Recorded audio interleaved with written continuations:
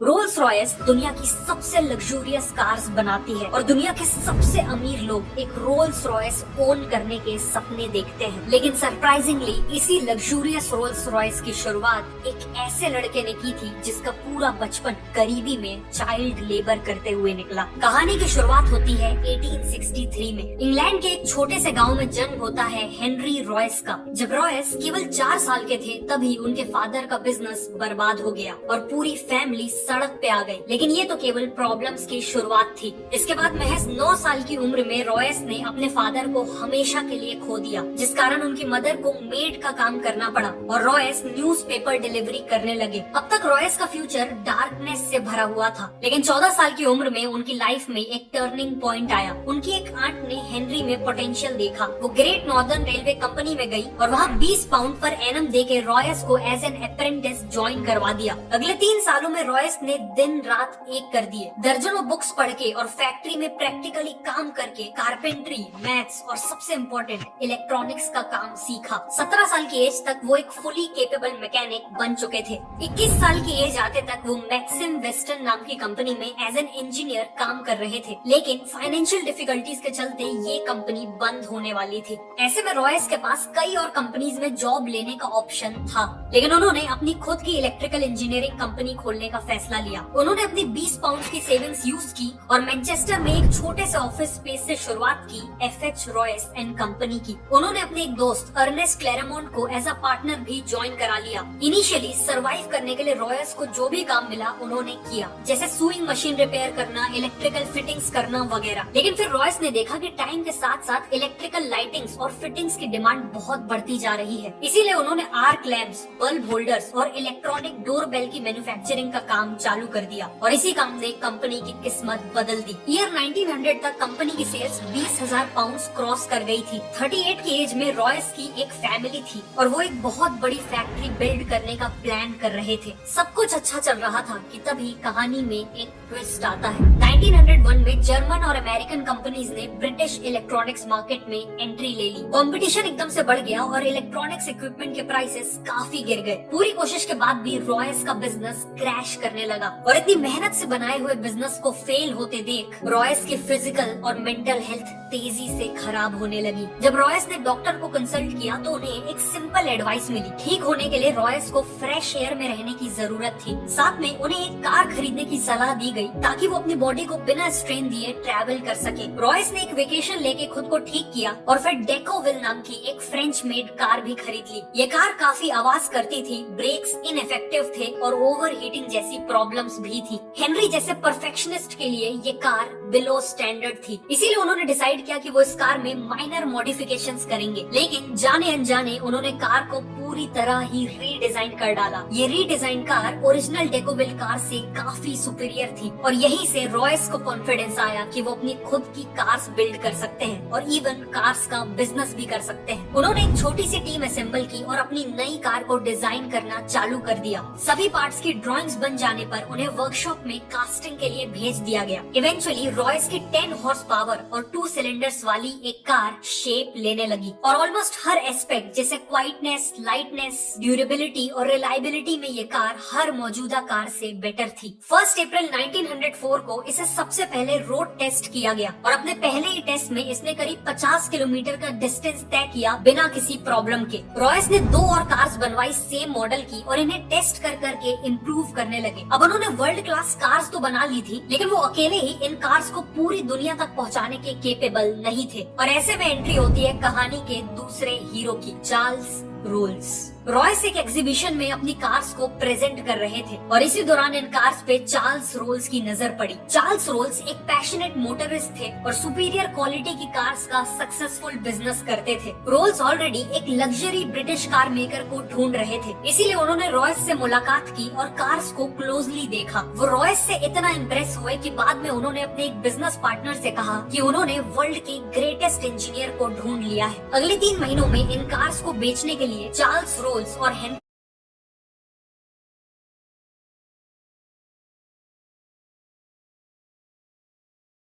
Free trial पाइए। अब कहानी पे वापस आते हैं। मार्च 1906 में रोल्स रॉयस लिमिटेड को ऑफिशियली स्टैब्लिश किया गया और सबसे पहले 4 रोल्स रॉयस 10, 15, 20 और 30 हॉर्स पावर वाली मॉडल्स को सप्लाई करने का डिसीजन लिया जाता है। रोल्स का मानना था कि किसी भी कार की मार्केटिंग करने का सबसे अच्छा तरीका है उस कार के साथ रेसिंग टूर्नामेंट्स में पार्टिसिपेट करना। इसीलिए रोल्स ने आइल ऑफ मैन टूरिस्ट ट्रॉफी जैसे प्रेस्टिजियस टूर्नामेंट्स में पार्टिसिपेट किया और रोल्स रॉयस की कार्स यूज करके उन रेसेस को जीता भी। साथ ही साथ उन्होंने इन कार्स से कई नए स्पीड रिकॉर्ड्स भी बनाए। इन सब से रोल्स रॉयस ऑलरेडी एक ग्रेट कार कंपनी की तरह एस्टैब्लिश हो चुकी थी, लेकिन अभी उनकी सबसे सक्सेसफुल कार का आना बाकी था। ईयर 1906 के एंड में रॉयस ने 40 और 50 हॉर्स पावर और 6 सिलेंडर्स के साथ एक मॉडल लॉन्च किया। इसकी बॉडी का कलर सिल्वर था और ये चलाने में बेहद स्मूथ और साइलेंट थी, बिल्कुल एक गोस्ट की तरह, और इसीलिए इसका नाम सिल्वर गोस्ट रखा गया। कार को मार्केट करने के लिए रोल्स ने 24,000 किलोमीटर का एक इंड्योरेंस टेस्ट प्लान किया, जिसमें सिल्वर गोस्ट को संडेज को छोड़कर 2.5 महीनों तक दिन और रात के लिए लगातार चलाया गया और 24,000 किलोमीटर का डिस्टेंस कवर किया गया। सिल्वर गोस्ट ने बिना किसी इशू के ये टेस्ट पास भी कर लिया। इसके अलावा रोल्स ने कई डेमोन्स्ट्रेशंस ऑर्गेनाइज किए जिसमें उन्होंने सिल्वर गोस्ट को विस्पर टेस्ट से गुजारा। इस टेस्ट में वो कार के बोनट के ऊपर एक कॉइन को बैलेंस करते हुए उसे बिना गिराए चलाते थे, जिससे प्रूव होता था कि ये कार एक्सट्रीमली स्मूथ है। इन्हीं स्ट्रेटेजी से सिल्वर गोस्ट चारों तरफ best car in the world की तरह पॉपुलर हो गई और ये उस समय के किंग्स, क्वींस और इंडस्ट्री लीडर्स की फर्स्ट चॉइस बन गई। रोल्स और रॉयस की पार्टनरशिप का डिसीजन एक मास्टर स्ट्रोक साबित हुआ था। उन्हें हर तरफ से सक्सेस मिल रही थी कि तभी एक भयानक हादसा हो गया। कार्स के साथ साथ चार्ल्स रोल्स एविएशन के लिए भी काफी पैशनेट थे। 12 जुलाई 1910 को वो राइट फ्लायर नाम का प्लेन उड़ा रहे थे।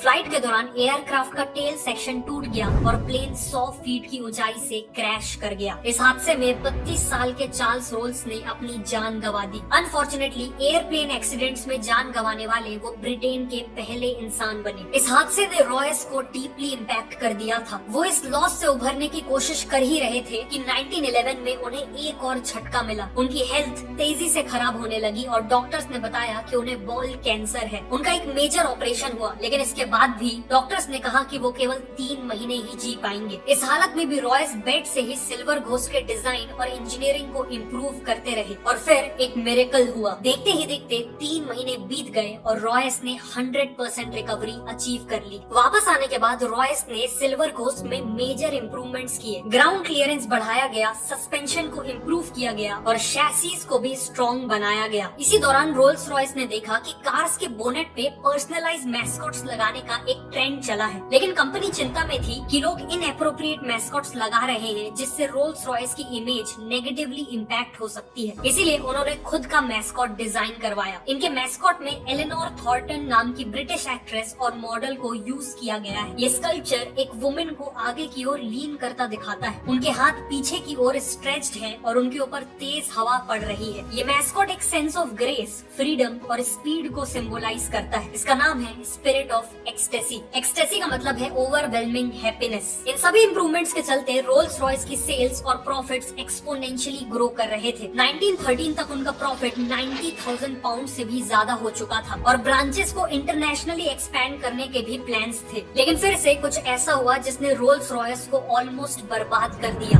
वर्ल्ड वॉर 1914 में वर्ल्ड वॉर 1 की शुरुआत हुई, लेकिन रोल्स रॉयस इसके लिए तैयार नहीं थी। वॉर के कारण इकोनॉमी क्रैश हो गई, जिसका इम्पैक्ट सबसे ज्यादा रोल्स रॉयस जैसी लग्जरी कार कंपनीज पे पड़ा। सेल्स क्रैश कर गई और कंपनी को एम्प्लॉयज को फायर करना पड़ा। सभी को लग रहा था कि रोल्स रॉयस वॉर को सरवाइव नहीं कर पाएगी, लेकिन रॉयस के दिमाग में कुछ और ही प्लान्स थे। रॉयस ने मिलिट्री अथॉरिटीज से मीटिंग की, जिसके बाद उन्हें रियलाइज हुआ कि वॉर में रिलायबल और हाई परफॉर्मेंस वाली गाड़ियों की सख्त जरूरत है। इसीलिए रोल्स रॉयस ने सिल्वर घोस्ट को मॉडिफाई करके एक आर्मर्ड कार में बदल दिया। कार की बॉडी में 8 मिलीमीटर मोटा आर्मर लगाया गया। एक रिवॉल्विंग टरेट भी लगाया गया जिसमें एक मशीन गन फिट की गई। इस कार को मिडिल ईस्ट के हार्श डेजर्ट रीजन्स में ऑपरेशंस कंडक्ट करने के लिए यूज किया गया। प्लस इनका यूज स्पाइंग मिशंस के लिए भी हुआ। ऑल्सो क्योंकि सिल्वर घोस्ट चलाने में काफी स्मूथ थी, वो किसी वुंडेड सोल्जर को कैरी करने के लिए भी बेस्ट व्हीकल थी। इसीलिए कई सिल्वर घोस्ट को वॉर एम्बुलेंसेस की तरह तरह मॉडिफाई कर दिया गया। इनमें स्ट्रेचर्स, मेडिकल इक्विपमेंट्स और नर्सेस के लिए सफिशिएंट स्पेस बनाई गई और नाइट टाइम मिशंस के लिए इलेक्ट्रिक लाइटिंग फिट की गई। इन एम्बुलेंसेज ने हजारों जिंदगियां बचाई। फाइनली अपनी लग्जरी फीचर्स के कारण वॉर के दौरान रोल्स रॉयस कार्स को high ranking officers, diplomatic missions और किंग मैसेंजर्स के द्वारा भी यूज किया गया। मिलिट्री के साथ क्लोजली काम करते वक्त रोल्स रॉयस को रियलाइज हुआ कि ब्रिटिश एयरफोर्स अपने एयरप्लेन इंजन्स के लिए फ्रेंच कंपनीज पे हेविली डिपेंडेंट थी और गवर्नमेंट डेस्परेटली चाहती थी कि कोई ब्रिटिश कंपनी ही उन्हें इंजन सप्लाई करे। इसी अपॉर्चुनिटी को देखते हुए रोल्स रॉयस ने एरो इंजन मैन्युफैक्चरिंग में एंट्री ले ली। रॉयस ने खुद एरो इंजन डिजाइन सीखा और 1915 में लॉन्च किया अपना पहला इंजन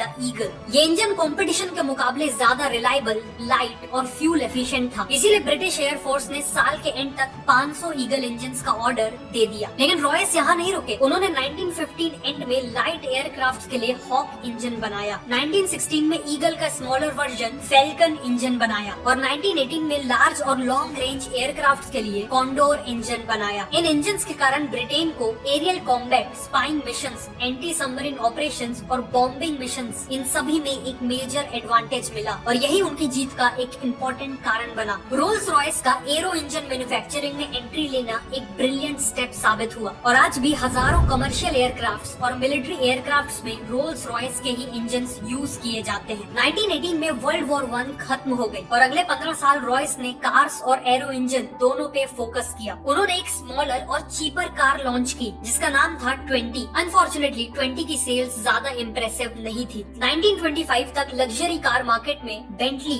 डेल्मर और कैडिलैक जैसी ब्रांड्स के कारण कंपटीशन बहुत बढ़ गया था और रोल्स रॉयस को अपनी पोजीशन मेंटेन करने के लिए एक बोल्ड कार की जरूरत थी। इसीलिए उन्होंने सिल्वर गोस्ट को रिप्लेस करते हुए बेटर परफॉर्मेंस और 4 व्हील ब्रेक्स के साथ लॉन्च की द न्यू फैंटम। फैंटम काफी सक्सेसफुल हुई और इसने वापस से रोल्स रॉयस को लग्जरी कार मार्केट का किंग बना दिया। आगे चल के फैंटम 2 भी लॉन्च की गई जो इक्वली वेल रिसीव्ड थी। 1931 में रोल्स रॉयस ने बेंटली को अक्वायर कर लिया जो बैंकरप्ट होने वाली थी और इसके बाद रॉयस ने डिजाइन की एक और आइकॉनिक कार बेंटली 3.5 लीटर्स, जो रोल्स रॉयस और बेंटली इन 2 ग्रेट ब्रांड्स का एक सक्सेसफुल ब्लेंड था। लेकिन अनफॉर्चुनेटली रॉयस कभी भी इस कार को अपनी आंखों से नहीं देख पाए। 22 अप्रैल 1933 को 70 साल के सर हेनरी रॉयस ने अपनी आखिरी सांसें ली। कार के प्रोडक्शन से कुछ ही महीने पहले सर हेनरी रॉयस की डेथ से लेकर आज तक रोल्स रॉयस ने कई अप्स एंड डाउन्स देखे। एक तरफ फैंटम 3, सिल्वर शैडो और घोस्ट जैसी आइकॉनिक कार्स लॉन्च की तो वहीं दूसरी तरफ 1960s में फाइनेंशियल डिफिकल्टीज का सामना करना पड़ा जिस कारण उनके एविएशन और ऑटोमोबाइल बिजनेस को अलग अलग कर दिया गया और करेंटली रोल्स रॉयस मोटर्स को BMW ओन करती है। लेकिन आज भी रोल्स रॉयस अपनी आइकॉनिक कार्स के कारण अल्टीमेट लग्जरी का ग्रेटेस्ट सिंबल है। एक रोल्स रॉयस को ओन करना एक ऐसी मास्टरपीस को ओन करने जैसा है जो रॉयस के परफेक्शन और रोल्स के करिश्मा को सिंबलाइज करती है।